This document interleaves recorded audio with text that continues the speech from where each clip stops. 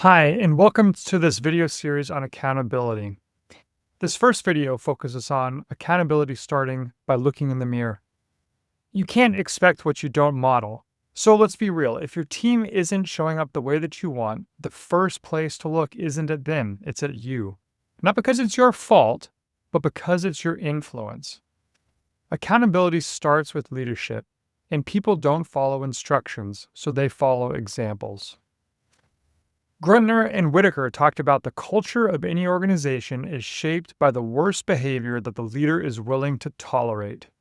If a leader is willing to tolerate poor performance in themselves, then accountability is a hopeless task. Let's dive into 4 points of accountability that you can use to help your team succeed. First off is model the behavior you want to see. Own your mistakes openly. If you screwed up, admit it, talk about that. And then show follow through on your own commitments. So whether you committed to do something big or you made a mistake and you committed to fix it, make sure to follow through. Finally, be punctual, prepared, and clear. If you have a meeting, make sure there's an agenda. If you call a meeting at a certain time, be there, ready to go.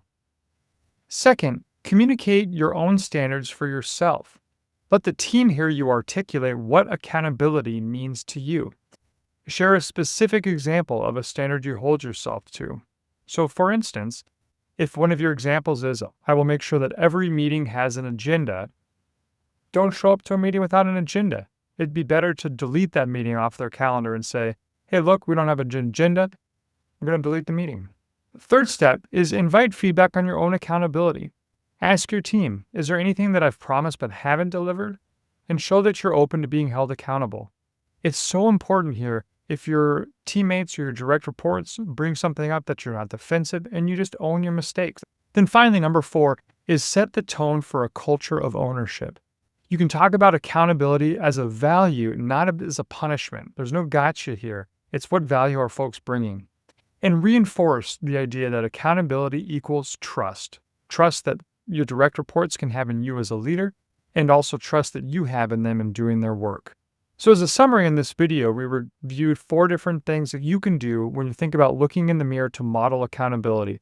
Model the behavior you want to see, communicate your standards for yourself, invite feedback on your own accountability, and set the tone for a culture of ownership.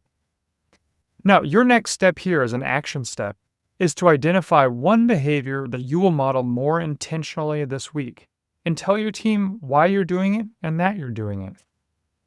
Now, come back for a second video in this series all about saying it so that they can own it. How are you going to be clear in your expectations for your team?